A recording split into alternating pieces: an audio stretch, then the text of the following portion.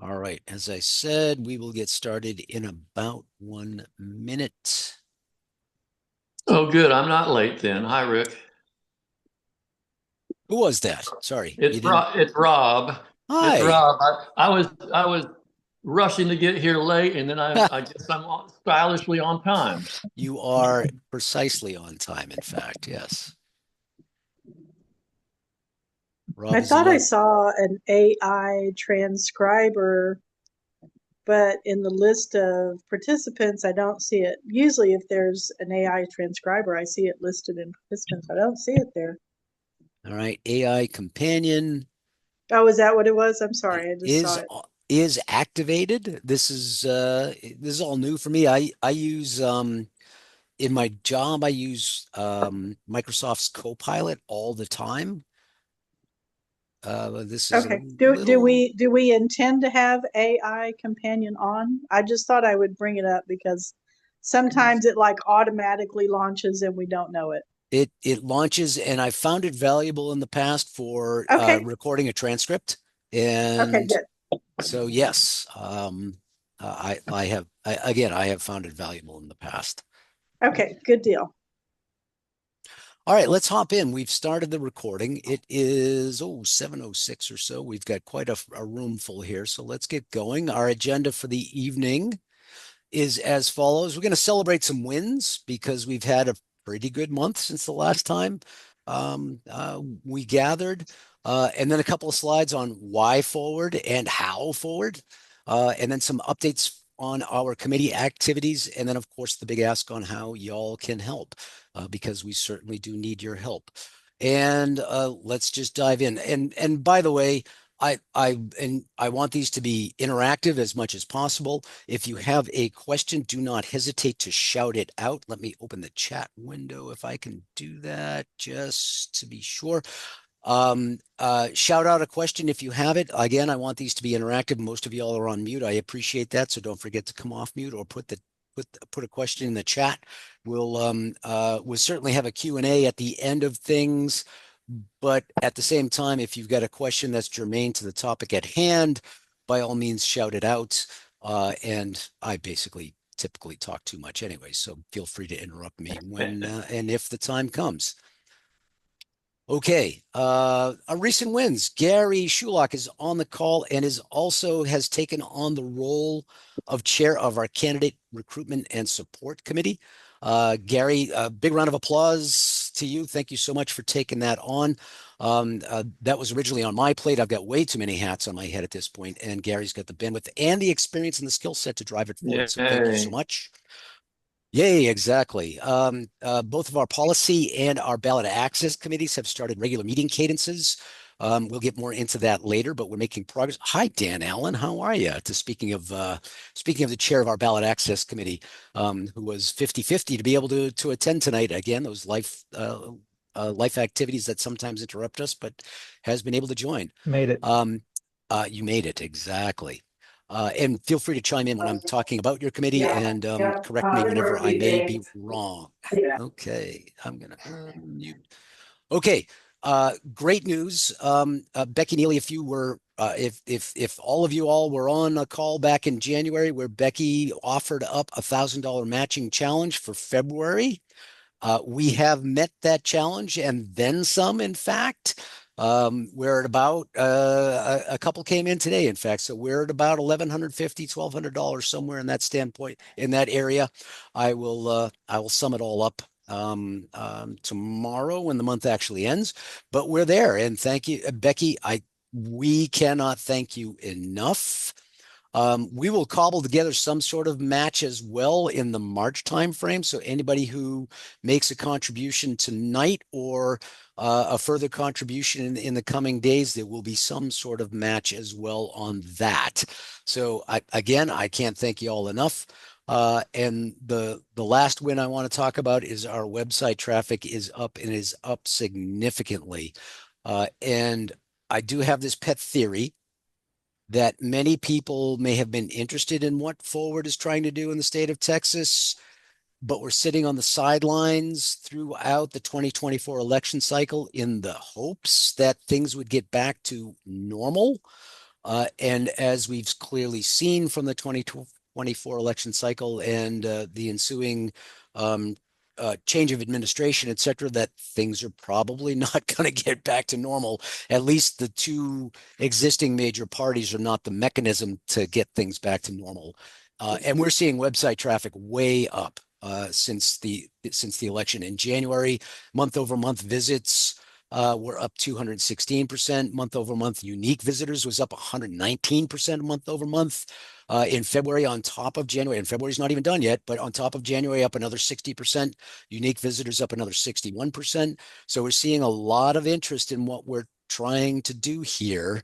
It's all positive, but we got to jump on it, right? And everybody on this call, you got to realize this is a moment in history, if you will, and not to be too grandiose, but I do believe it is a moment in history. It's an inflection point, and historical inflection points span decades. I agree with that, but we've got to jump on the momentum that is clearly the interest that is clearly building. So with that, let's jump in. Why forward? Why the forward party?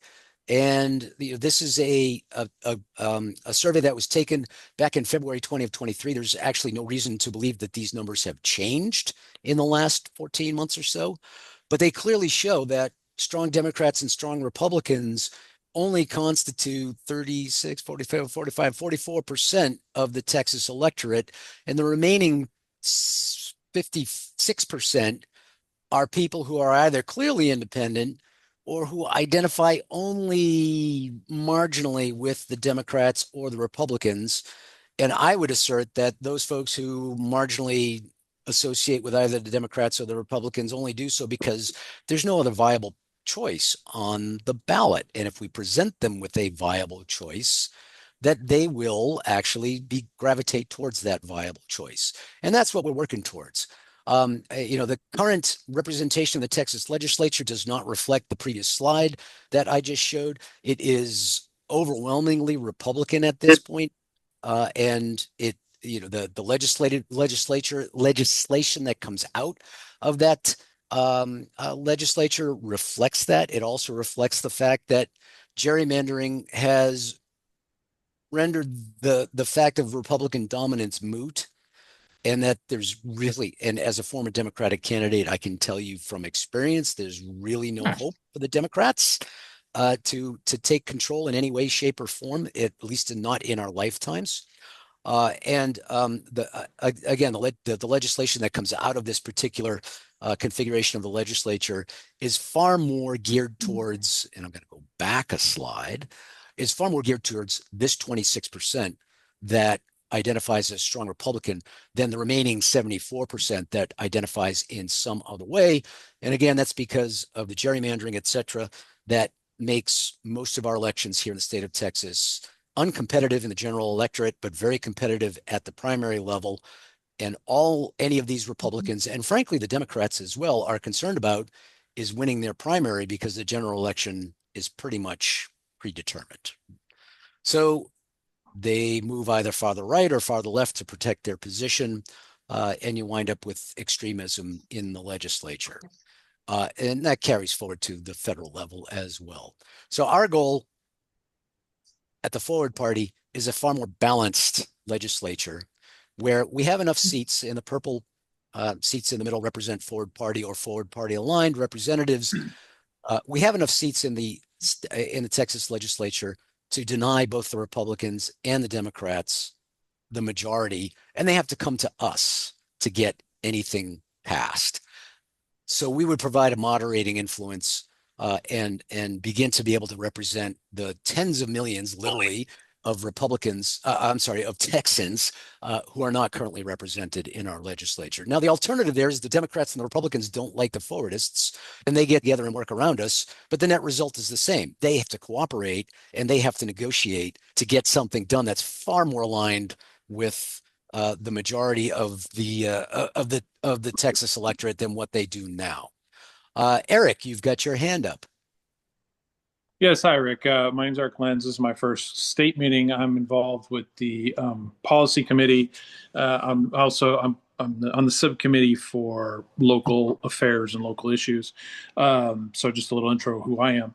Yep. So the reason I raised my hand is because going back to the web traffic you were talking about. So I'm a bit of a news nerd, and one of the things I do is read news not just here but overseas, Hmm. especially DeutscheWelle.com or DW.com, BBC, so on and so forth. Because for one reason, the media there is a little more balanced when it comes to the United States. Can't say about those other countries, that internally of those countries. However, one of the topics I keep seeing is that AfD, Altona for Deutschland, which is under a lot of criticism right now because it's considered a very right wing political party. Hmm. Um, but it is an independent party, is threatening the major powers that exist in the regime. Uh, their approach has been cyber, cyber, cyber. So they're drawing the young. They're using TikTok. They're using Facebook. They're using Instagram. Even Facebook's too old for them, right? It's like they're Right, really right. going for that. What are we doing as a party in that approach? I'm not a social media person. I have Facebook and LinkedIn, and that's it. I'm not going crazy with other stuff. But Yeah, yeah. are we doing anything like and it's things like TikTok videos explaining who we are, what we're doing, and appealing towards that the younger generation, because that's the future and that's what we need to focus on, because they're the ones who, especially if they're 16, 17, they're going to vote. They're going to go, wait, we need this change in the state legislature and above. Yep, So that's my question. Sorry, I'm going yep. on. I hear you. We're well aware of it. And there's a multi-prong approach that we have to take here. We've been taking a cyber approach for some time now, and quite frankly, failing miserably. And there's lots of reasons for that, right? But ultimately, the answer to your question is we've got a communications committee that is now dormant because we lost our chair again. Oh, you have a Hartford Whalers shirt on too. That's classic. I'm Um, watching the Whalers game, so. yeah. Uh, and we've got a communications committee. We've got some volunteer folks who've got marketing and communications experience, but they don't have the bandwidth to be a chair to drive this. It's an area of need, extreme need. And shout out to anybody on this call who's got the bandwidth and the skill set in that area. We absolutely recognize it. We absolutely need to develop a strategy to exploit those communication channels, and specifically to exploit those communication channels to assist us to get on the ballot next year, which I will get into in a few slides or so. But it's an absolute it's a I hate to use the word desperate need, but it is a desperate need that we need to fulfill. We had a comms chair a couple of months ago, but again, life takes over in many situations, and that person had to move on. So it's an open spot at this point. Okay. Okay. Well, if Yep. I know of anybody, I can see what I can do, but I can't promise anything. Yeah, understood. But and anybody on the call who knows anybody, by the way, right? By all means, feel free to drop me a note, rick.kennedy@texasforwardparty.org, and we'll reach out to that person and see if they can come on board and help us. The other prong on this is face to face, right? And cyber's not sufficient. It's necessary, but it's not sufficient. And face to face means organize, organize, organize. We need to bring people together. There are literally tens of millions of Texans who could potentially affiliate with us. We need to give them opportunities to do so. We need to develop relationships, create long-term structures to and movements to eventually influence policy. And the way you influence policy in Texas is you have to win elections in the state legislature. There's no ability in Texas to put citizen-driven referendums on the ballot. That has to go through the legislature. And if you don't have seats in the legislature, you can't get that through. If you don't have seats in the legislature in the state of Texas, you basically don't have power. So we've got to build a community. We need to flood the zone with opportunities for people to meet, both electronically and in person. And we need to focus our resources on empowering and enabling organizers, not just organizing events ourselves, but to enable other people to organize events as well and to spread this news out. And I'll use a couple of examples here. I'll throw out the provocative question: who is the most successful community political community organizer in recent history? Barack Donald. Donald Trump. The answer is Donald Trump. Donald Trump. That is absolutely correct. If you look at an interview of anybody who leaves a Donald Trump rally, for instance, and the interviewer is not bent on embarrassing them, but they're more bent on understanding why they're there. Why are you here? Why did you come? The universal answer is, I'm accepted here. I feel part of this community. I feel powerful while I'm here. And you don't need to agree with the principles that those folks are organizing around. You don't need to agree with why they feel accepted there, but you have to acknowledge the fact that Trump tapped into something and brought all of these folks together, and they are now exerting political power greatly disproportional to their numbers because the system allows them to do so, first of all. But second of all, he's tapped into something.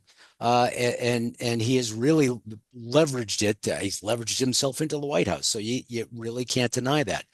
Um, the and the other example I want to use is um, a simple example of an organ of a meeting I had at my house a week and a half ago, last Tuesday in San Marcos, when I was actually still in Texas. Um, I had a meeting in my house in San Marcos, and we had 8 people in the house. We had another one person on remote, and first of all, I've never had more than 2 people come to my meetings in my house. So this represents a significant uptick in attendance, first of all. But 4 of those folks were students at Texas State University.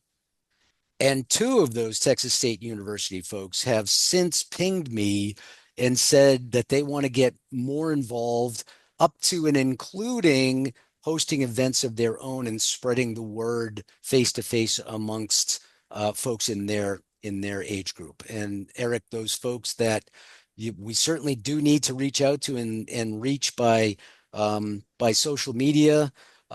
My experience is it's actually much more powerful when it's face to face. So again, this is an example of empowering and enabling organizers, other people to carry the word forward of what we're trying to do here. And we need to do that writ large. We need to do that at the thousands of people level, not the ones and twos. But again, it doesn't start with a Donald Trump started with nothing other than the fact that he was famous and rich, so he could get some media attention. But for us, it doesn't start with an arena full of 8 or 10,000 people with, Rick up there babbling on at the dais about what we're trying to do here. It starts with 8 or 10 people in your living room. It starts with 8 or 10 people at a local bar, at a local restaurant, talking about what we're trying to do here and getting people fired up about what we're trying to do, and carrying that word forward. And I'll give you all on the call the same advice I give everybody. Yes, we need to provide you talking points. We need to provide you, some sort of framework for what we're trying to do here. But by far, the most important message you have to deliver, the most important story you have to tell is your story. Why are you taking time out on a Thursday night to sit in on this? Why do you think this is important enough? Why do you think we need an alternative party here in the state of Texas and federally? That's the most important story you have to tell, and that you can carry forward easily without any prompting or motivation or talking points from us. But of course, all of those things help to frame it up. So I'll pause there for a second. Yeah, good note in the chat there. Is MAGA a community or a cult? Yeah, they both start with C, so there's probably a little bit of both there. I will John ask Keller has this. his hand raised. Oh, sorry. I'm sorry, I can't see a hand. So who has a hand raised? John And Keller. Oh, John, of course. John always has a hand raised. Go ahead, John. Yeah, try to be brief. So can you go back to slide five? I love this slide. Which one? Slide Slide five. 5. This one. Yeah. So the people are not strong Republican, are not strong Democrat. They're not real happy with the extreme on either end for some reason, right? So they're vulnerable. The 32% in the middle, that's us, right? So imagine if we just peel a quarter, 25% of the not strong Republican and 25% of the not strong Democrat, and we put it back on top of the gray there, that election's not even close. Correct. And Absolutely. so, and this slide is in our speaking deck that we keep talking about. If you could send me this deck, I'd like to insert this one. Is there a source from this? Is this data This is a UT Tyler poll, and yes, the source is that UT survey? Maybe we could to yeah. sort up and update that slide deck. Then speaking about that deck, we've talked about taking that out on the speaking road. Well, I'll start with the college students. So your new Texas State recruits, maybe you can get in touch with them and say, hey, you've been asking what you can do, blah, blah, blah. Do you have a club, an organization at Texas State that would be interested? And ask them if they want to present that deck. If they're a little bashful, we can send somebody from the executive committee along. But maybe that's the avenue to get us started on that speaking circuit thing. Yeah, absolutely. We certainly need to consolidate all this information into a deck, into the and Diane's already got the trifold that we've got. We just need to get it out to people. We need to consolidate it, finalize it, and get it out to folks so that they can carry the message Send forward. you a little reminder email because I'm aware you have a day job too. And the day job is why I don't have the UT Tyler poll cited on this slide because I put it together 10 minutes before this meeting. So, but yeah, there is there is, and this is a 2020, February 2023 survey, which is quite old now, but there are more recent surveys that we can cite that not only justify this, but I think the numbers have actually gone a little bit even more in our favor. The one point I always like to make about a slide like this is to point out that while the Democrats and the Republicans have a stranglehold on the legislature here in Texas and in every other state and at the federal level, they are in fact minority parties. They do not represent the majority of the general electorate. They represent their bases, but they've got a chokehold on all of the processes that put people in office. And that's part of what we have to break for sure. All right. Any other questions before I move on to committees? Hey, Rick, it's Eric again. Hey, Eric. I raised my hand. Just to clarify, just to get some clarity, that was my next question, or my question is kind of building off of what I had talked about earlier and what you had mentioned about direct interaction. How are we doing this? Are we just going to go to college campuses? Are we going to county fairs? Are we going to events like here in San Antonio, we have the rodeo, which is about to wrap up. We also have Fiesta coming up. Yep. And so there's always something. And of course, you could easily, we could set up a table in downtown in the tourist area of San Antonio along the Riverwalk somewhere. You might just draw people from all over going, hey, there's another party. Yep. But those are just some ideas I'm spitballing here. So my question is, what are the ideas that are out there? When I was briefly with the Libertarian Party, we'd set up at county fairs. Yeah, all of the above, as well as events in people's homes, but any opportunity you've got to set up a table, to stand on a street corner where you think there's reasonable opportunity to get people who are interested. I personally have stood on street corners in Austin and hosted events in my home. All of the above. In addition to that, community service type events.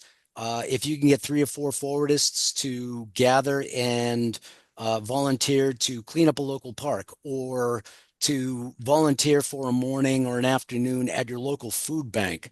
These are all excellent opportunities to gather, wear a t-shirt, etc. You don't have to be overtly political about it.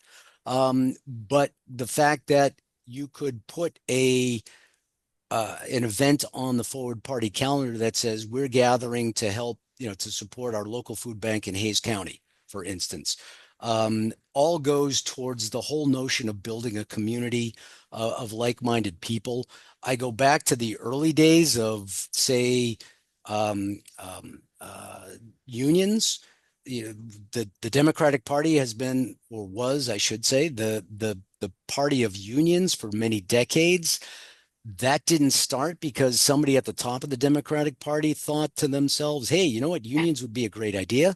That started because people who felt disenfranchised or disempowered at their jobs gathered in living rooms and in local bars and local union halls, and created a community that was large enough that the Democratic Party said, hey, you know what? This is a political force. We're going to align with this. So all of these things are possibilities, right? The only caveat there is, as a Democratic Party candidate back in the day, and my district was up in the Waco in McLennan County area. We used to have tables at the Heart of Texas rodeo, but at one point they stopped having all politically oriented tables at their event because it was getting too polarizing, for instance. So you got to ask permission. You got to be aware whether it's okay to set up a table or not. Usually you have to register anyways, and they'll tell you one way or another. But uh, all possible outlets are on the table. Okay. Okay. And Excellent. you're in San Antonio, so I just want to throw it out there that we need a Bear County chair. So The idea, I've tossed the idea around, but right now some things are in flux, so I've got to focus on. I don't mind being a subcommittee chairman; it doesn't bother me, and I don't mind being active. But I think that would take a lot more time than I have at this moment in understood. time. Otherwise, Understood. I'd probably be on it like a fat kid on a cupcake. All right. Well, I had to do my duty and point it out. I So, know. all right. Speaking of committees and subcommittees, we have committees once we've got a community, and we do. We've got a community. We've got a community in Texas of almost 20,000 people.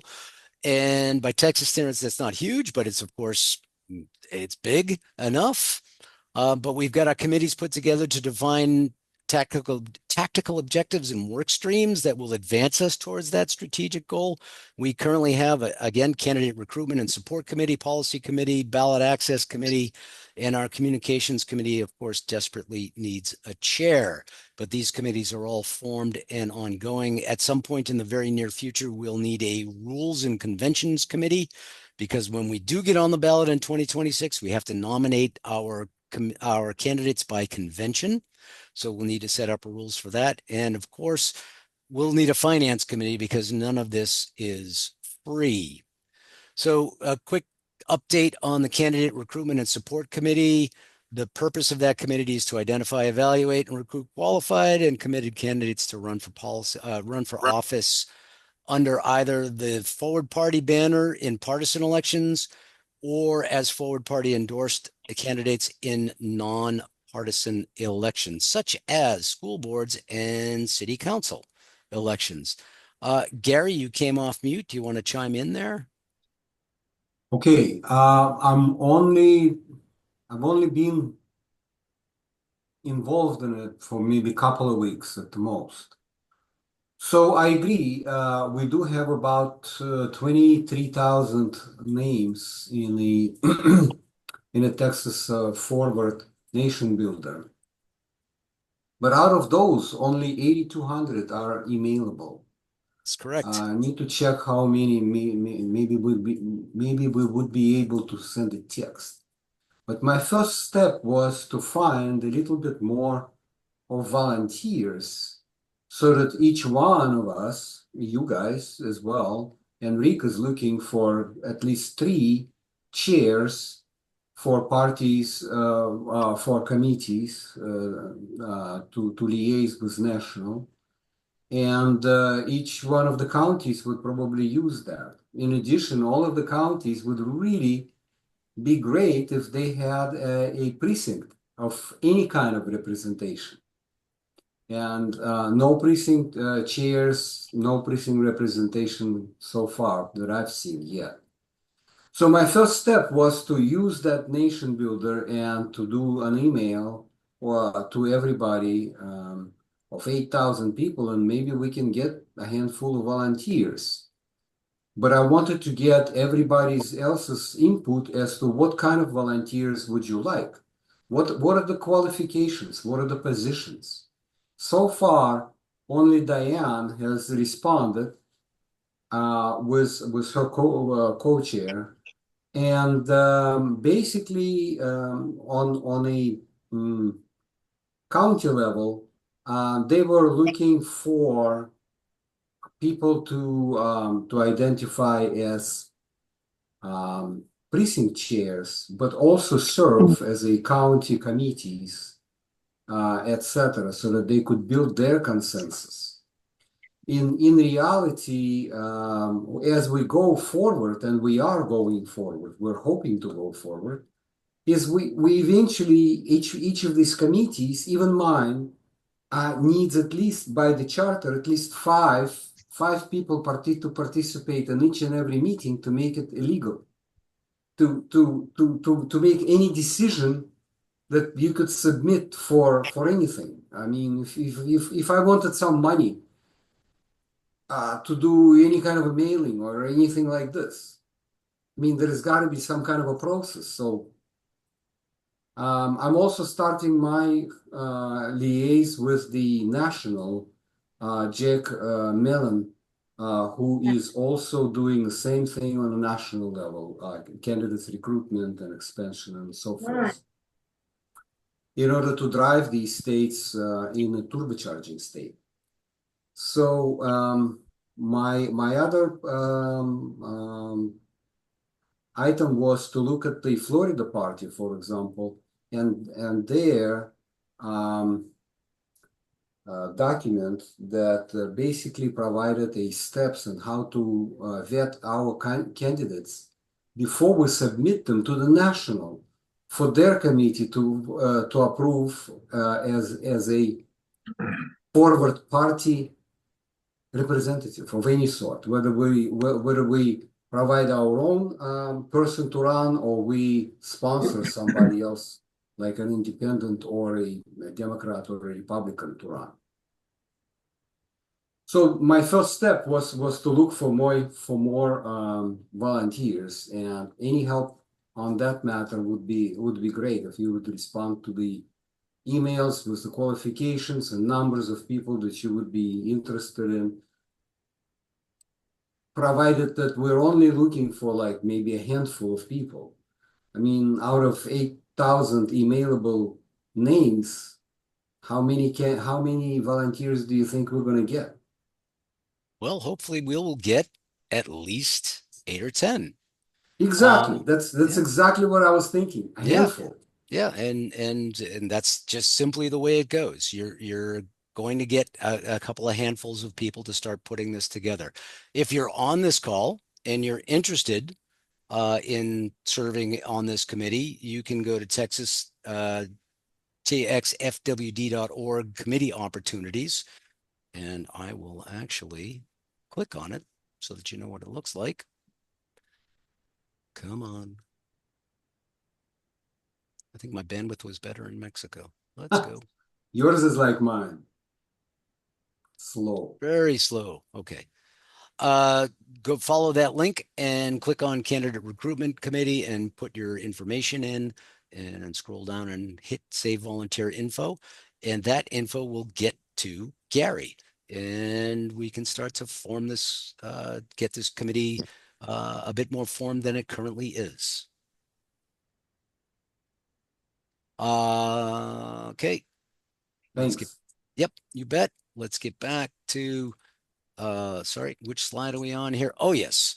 And as Gary said, our short-term objective, and I want to point out, we are borrowing from what other states have done, by the way. We're not in a total silo. Gary mentioned that the fact that the state of Florida has actually developed a fairly extensive set of criteria by which they're assessing their own candidates for either allowing them to run as a forward party candidate or for endorsement, and we're leveraging that wherever we can.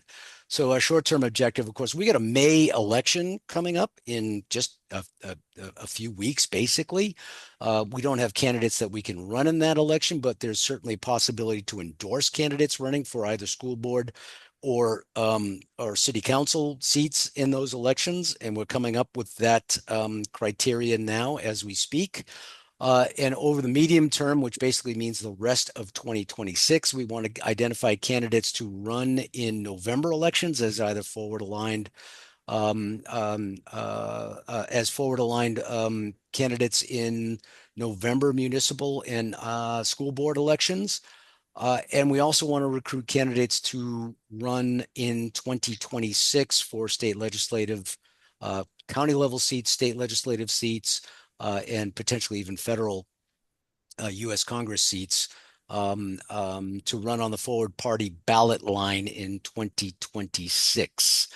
And very important in that is that we get a statewide candidate to run on our ballot line in 2026, because if we have a statewide candidate and that statewide candidate earns more than 2% of the vote, which is basically a given, then we wind up, we are on the ballot for 10 years after that, for 5 election cycles after that point. So it's quite critical that we have a statewide candidate to get that 2% total. All right, was there a question there? All right, let's move on. Our policy committee has established a regular meeting cadence. They're meeting every other Tuesday, I believe it is. They've established subcommittees for at least energy and education. And Eric, you said local issues, right? Correct. So I and another person, we're working on the local issues matter right now. Mhm. And once we get, whoops, something happened. Okay. Can you all still hear me? I don't know, Yep. my phone glitched. Okay. Yep, we got So you. yeah, we're working on that right now. We came up with an outline of, we submitted that. And so we do have that local issues. And of course, the thing with local issues, and this is one of the things where we were bouncing ideas around, because so many topics can cover local issues, right? So can it be clean water, or which you would be, or education, or energy, or, they all can classify as local issues, not just filling potholes, right? So we want to, of course, focus primarily on safety, security, and what are the core essential aspects of local. And when we say local, we're not just talking about the city of San Antonio. We're talking about Bexar County too. So we're talking about local, municipal, and county governments, because there are large swaths of Texas that are governed by a county, not necessarily an individual town. So that, and what are the obligations at that local level? Meaning, what is the city of San Antonio's responsibility? What is the county's responsibility? Because a lot of these things cross over. There's a Of lot of course. crossover. Yep. So we're trying to create. We did create an outline that can help us get where we need to be. We still have to refine it, but it is something we're working on. And all of these things are work in progress, right? Of course. Correct. Yep. Correct. Yep. We hope to have everything settled sooner than later, but it's going to take a little time. And there's just 2 of us on the committee, a subcommittee right now. Yep. Understood. And we've got a policy committee, and if you've been familiar with Forward for some time, you know that the national party sets principles and values. The state parties, we set our policy priorities, which we can then use to chime in on ongoing legislation, which is currently happening in the state legislature. But then candidates take specific positions on policies. And what we've seen across the country is that in states where ballot access is a lot easier than it is in Texas. Believe me, Texas is one of the worst. Where we've got forward party candidates, or more purple states where Republican candidates or Democratic candidates have found value in affiliating with the forward party, and those candidates are actually taking specific positions on policies.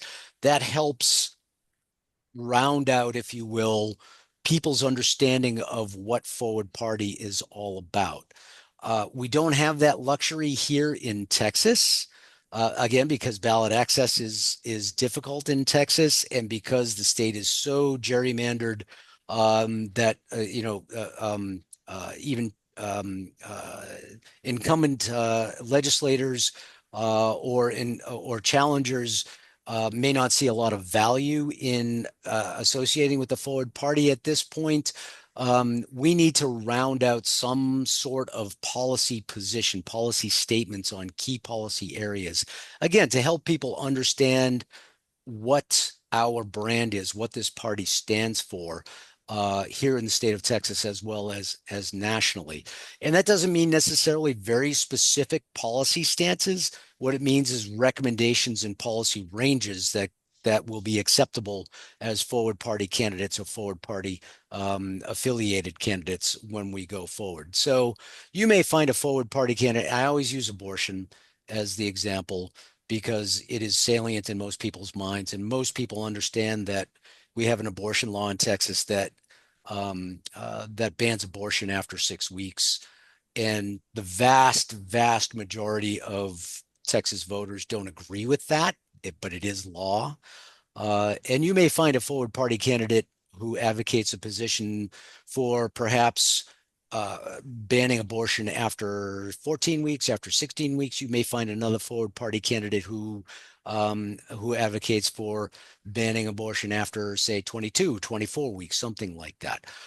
So there'll be a range of possibilities there. And what we're looking for is candidates who actually represent the majority of the constituency that they want to represent, not a narrow position focused on the base of a given party, which is what you get today. Let me find my cursor. Move on to the next slide. Ballot Access Committee. Dan, you can chime in wherever you want. These are the bullet points that you basically sent me. But we've established a regular meeting cadence, or we're on the brink of establishing a regular meeting cadence. If you want to get involved in that, send email to colin.county@texasforwardparty.org. That'll get to Dan Allen, who is our chair of this committee, and he'll loop you in. We're currently developing promotional materials, training and onboarding materials, social event strategies, legal defense strategies, because our committee, our petitions are guaranteed to be challenged by either or both the Republican and the Democratic parties going forward. We need to have a legal defense strategy in place for that. And we need to build an infrastructure, because we literally need thousands of people to gather tens or 20s of signatures in a 75-day period starting on March 3rd, I think it is, or March 4th of next year. And we need to be able to coordinate all of that and to be able to give people the training they need, as well as the logistics to gather all of the signatures to a single point so that we can present them to the Secretary of State within that 75-day period. Dan, you came off mute, so if you'd like to chime in. Oh, I was just prepping just in case there was a window. In case there was a Yeah. question or something. Question or question, anything like that. The basic strategy hinges on getting enough people who want to volunteer to gather the signatures, and each of those on average gathering a certain number of signatures.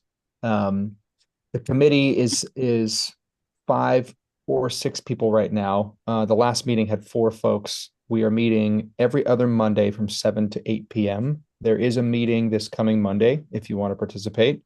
We need folks to do all kinds of different things. And so whatever level of participation you want to have, you are welcome to come in and roll up the sleeves and get to work with us because it's a tall order to get those 80,000 signatures, but we are focused on it. So hop on in. Any amount of effort is valuable to us. So Agreed. Marvelous. Um, there's a possibility that you can literally buy your signatures. You can hire people, you can hire firms to gather signatures for you. The cost of that is in the multiple millions of dollars. And First of all, that is cost prohibitive. But second of all, even if you did take that approach, you you would wind up in a situation where maybe you've got ballot access, but you have not built the infrastructure necessary to actually support candidates along the way. So rather than trying to raise $3 or $4 million and buy our way onto the ballot, what we would rather do is get 40, 50, 60,000 people committed to signing our ballots and so signing our petitions to get on the ballot, and then demonstrate that we've got that grassroots support necessary. And then we can go get some supplemental financial assistance to perhaps hire um, um, some petition gathering firms to get us over the top, or to give us that margin of error that we need, or to fund that legal defense strategy that Dan is working on, because it's not going to be free. Let's put it that way.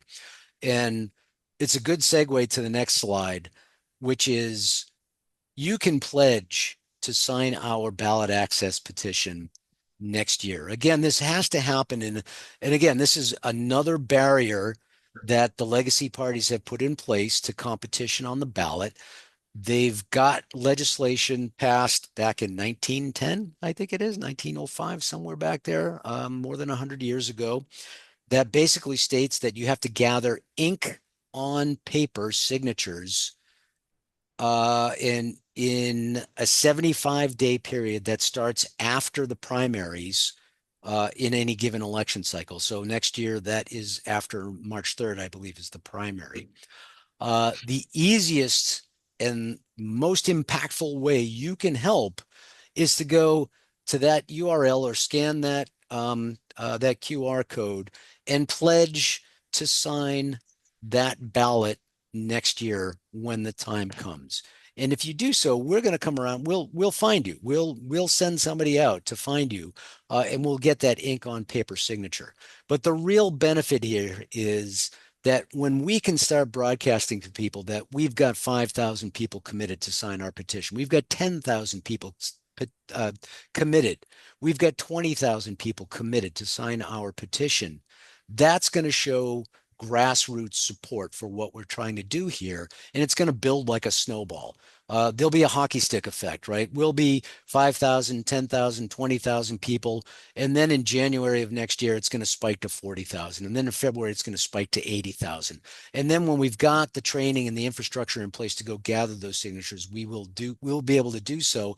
And we will also have a valid pitch to donors who could come in and support us and again, gather that extra 20 or 30,000 signatures that we might need to provide a buffer, as well as support that legal defense strategy that we're going to need when inevitably we get sued by the Republicans or the Democrats, because there's one thing those two parties agree on, is that they hate having anybody else on the ballot.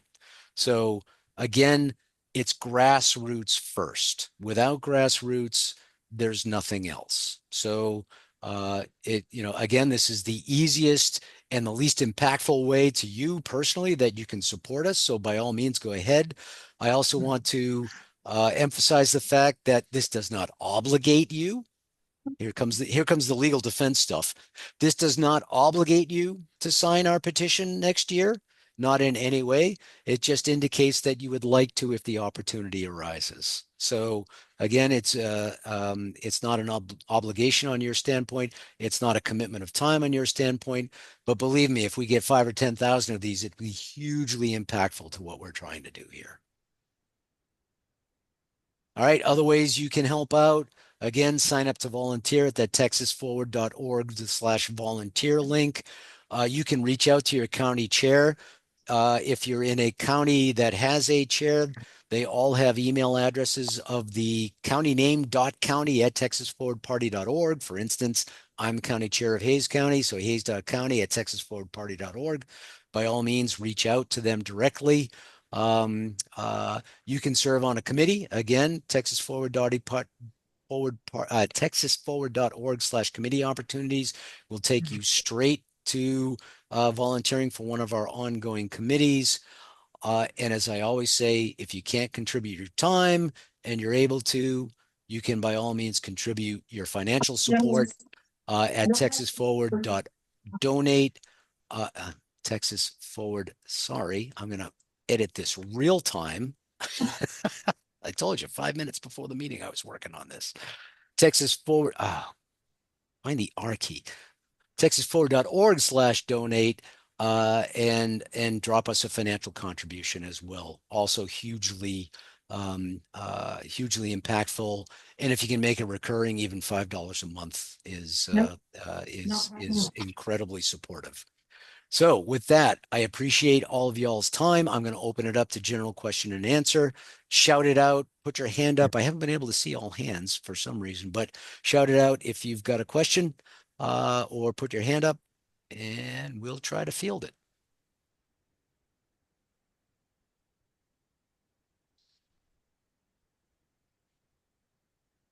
All right, I hear silence and I don't see a hand up. And with Rick, Cameron is saying on the chat that the URL for ballot access works if you use it on a phone, but doesn't on the PC if you go directly to the URL. So we have a technical. Okay. So I don't know if you click it. Hold on, Cameron. Did you click it?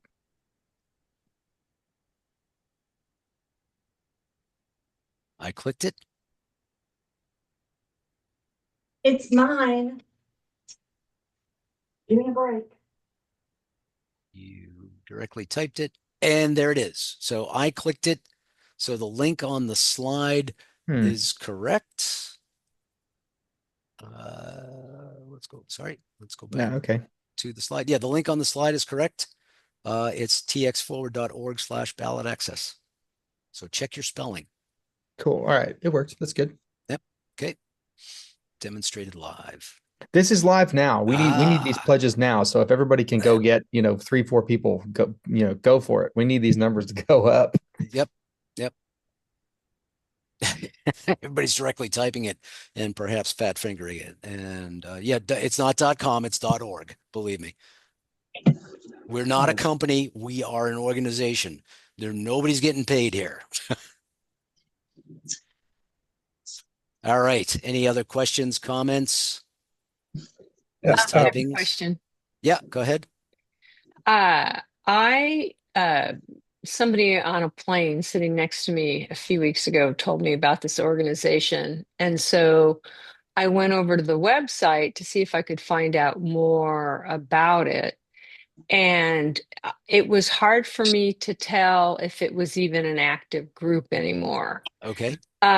So I did sign in and I have gotten a couple of emails from you. And so that's why I'm here tonight trying to learn more. Okay. Am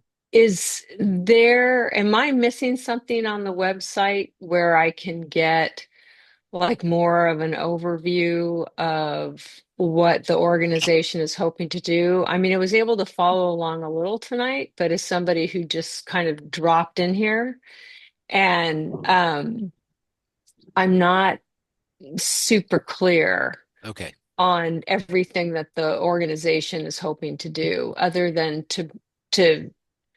I mean, I got a little bit from the fulcrum picture that you're trying to balance out what's going on, so there's competition.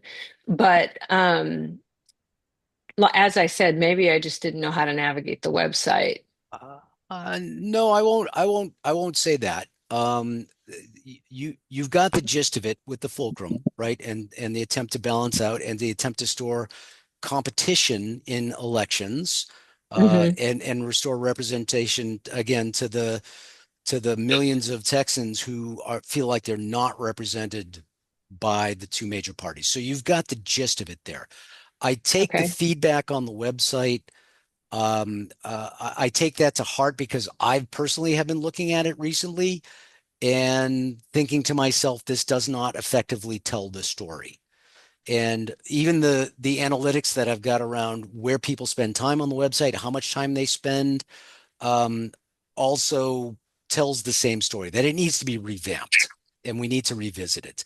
And quite frankly, once again, it was put together by volunteers, mostly me. Right. uh, and even I know it's in an incomplete and not great state. So I've got a couple of people actually who volunteered to help me out with it in the coming weeks, and hopefully we will make it more easy to follow, more intuitively obvious what we're trying to do here. But I Yeah, very because much appreciate the feedback. I think, well, I mean, it's more question, but I think that when I looked at it, I saw like the most recent post was like 2023 or something, or Well, 2020, it's it like would months ago. it would have I been mean, I months can't, ago. Yes, yes. yeah. So that was all I was curious about was, and so then I was happy to get this notice that there was actually a meeting tonight because, just to get some more information. Yep.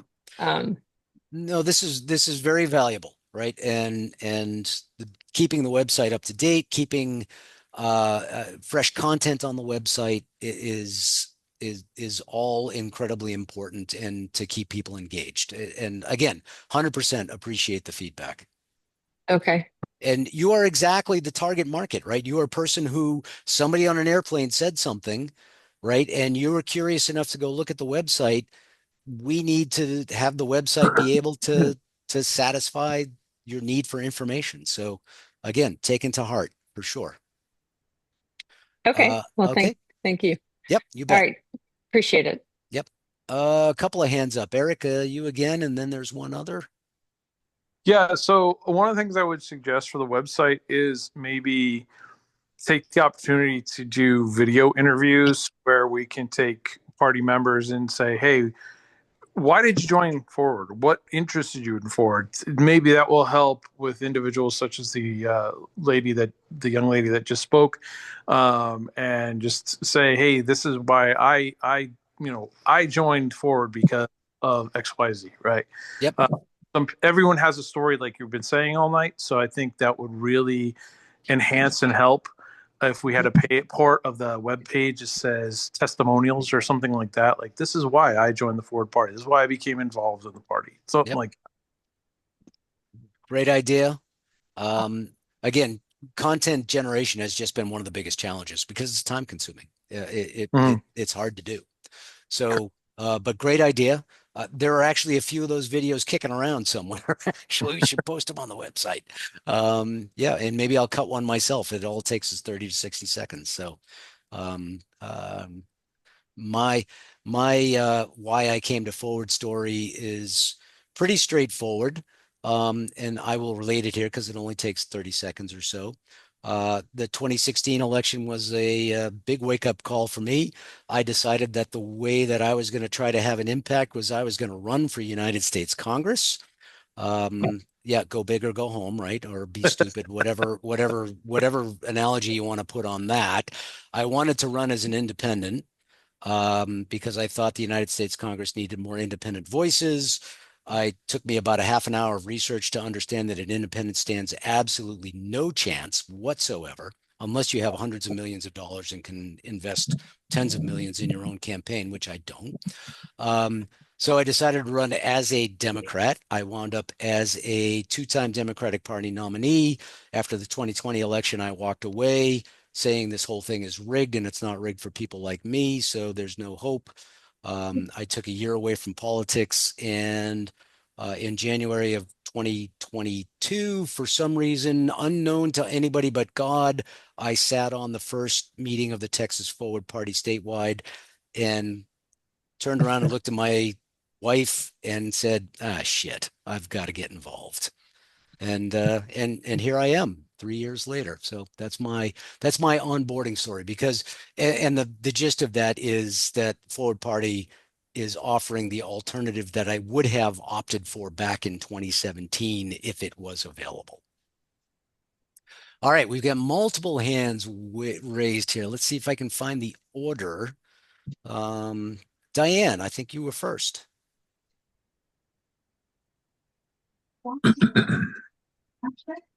Diane, I barely hear you. Diane, you're on mute. On mute. I am on mute. Now I'm not. Okay, I just wanted to remind you to send me the login information for the website. Oh, yes, yes. Diane's one of the people who's going to help us out. So We hope. I actually, After no, I you, take a look no, at no, it. no, no, no, no, you are. Oh, I am? Okay. And here's the, yeah, voluntold, exactly. But here's the rub. I actually have to enable her to do so. So I will do that. Yeah, Yeah. yeah, exactly. I get it. Brandon, your hand is up. Yeah, I think Eric hit it on the head. And I think to Jennifer's point about the website, on the ballot access committee, we were talking about, you know, really honing in on, our pitches or what we would say. So this concept of what is your why, like if we can get to, testimonials, even if it's one or two sentences where, it's going to be kind of clunky at first when you start trying to explain, like why is this important or why forward or, why for you. So like, I mean, I think, Rick, your example was great. But if someone's walking past you on the street and you're trying to collect their signature, we're going to get lots of practice at being able to say, here's why we need forward or what it means to, you as an individual. Yep. So one of the things we talked about on the Slack channel was starting to just collect some of that practice amongst ourselves, but even just collect, some of that information. And I think we could use some of that on the website as well, even if it's just a rolling ticker of, a one or two sentence quote. And if, someone's willing to be quoted, it doesn't even have to be a video. Videos are great. Yep. But I do think, anything that's current that feels more like a social media feed or a news ticker is going to probably help someone like Jennifer when she comes to the site and she can just be like, okay, this is what people are saying. Because what John thinks or Helen thinks or Debbie thinks might not resonate with Jennifer, but maybe what Diane's why is exactly something that would resonate with her. So we're not all just one individual. So I think that's something that we can tap into, and we've got enough mass to get some of that content out of this group and not make it be a big ask. So I think we can get there, and we need it for ballot access as well. Yeah, that's fantastic. I agree. I'm no web expert or social media expert, but I think this is all fantastic feedback. Whenever I hold an event, the first thing I do is go around the room and ask people why they're here. And the responses always vary to a certain extent. I used to be a Republican and they've gone out from underneath me. I used to be a Democrat. They've gone too far to the left. I've always been an independent, and the two parties are now presenting me with choices I can't stomach. They vary across that spectrum, but there's always that common thread of I need something different on the ballot.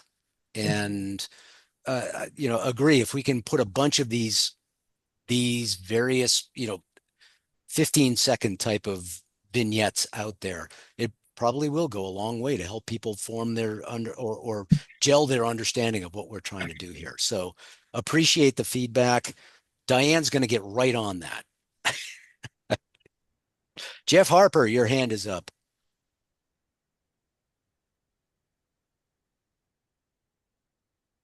Jeff, you're on mute. Okay. You're off mute. Okay. I didn't realize you called on me. Okay. You might see in my comment there, and I'm not trying to cash in here or anything or promote Linda, but you already know this. She's got a lot of experience with the petitioning and all. And I don't suggest any kind of contract or anything other than a consulting role would be my guess. It'd be what she would want to play. Yeah. But when Bill was contacting petitioners and so forth, of course, I was hearing from Linda and all, and I believe she could have done it at a cut rate. So here's my suggestion. Do it where consulting with her like you do anyway, and have a backup plan. But there's a lot that can be done in the interim, as everybody knows. There's a lot that can be done and prior to that 75-day window. And so anyway, I'm just Correct. repeating what you already know, Rick. Yep. And okay, Appreciate it. you 'Cause bet. I need the repetition, believe me. All right. Thanks, Jeff. Isaiah down in Hidalgo County. Isaiah is our Hidalgo County chair. New Hey, Hidalgo County chair. yes, hey, how's it going, everyone? Hey, Rick, I just had a quick question. It's actually I should have asked it during our EC meeting, the executive committee. Brent had brought up a topic that I had been curious about, and I should have asked during that time. As far as like being the Hidalgo County chair, and working with like organizations outside of the Forward Party, I know Brent last time brought up potentially, working with different parties. I think he specifically mentioned like something with the Libertarian Party. As far as other than parties, like down here in Hidalgo County, we got a lot of I guess impactful political organizations. We have like Lupe and Lupe Votes. We have, just all these other organizations. As far as trying to, I guess, establish some kind of relation or just some type of like Yeah. helping Yeah. each other out. Yep. Is that something, would it be best to, run it through something like the EC committee, or as county chairs, do we have free reign on something like that? Yeah. What would be best practice for something like that? Yeah, we want to be distributed. We don't want to be centralized. We don't want to be approving everything that county chairs do. We want you to have autonomy and to feel empowered. Just be aware that the organizations that and we do want to build coalitions. There are certainly many powerful civic organizations that we do want to reach out to and be aligned with, as long as their values align with ours and their objectives align with ours. And there are clearly, especially in the Valley, there are clearly many of these organizations, and you are indeed empowered to reach out to them and see if you can start building coalitions. Awesome. Thank you for the clarification. I appreciate it. Yep, you bet. All right, I see no other hands. Any other questions, comments? All right, gang, we are coming up on 8:15. I appreciate all of your time this evening.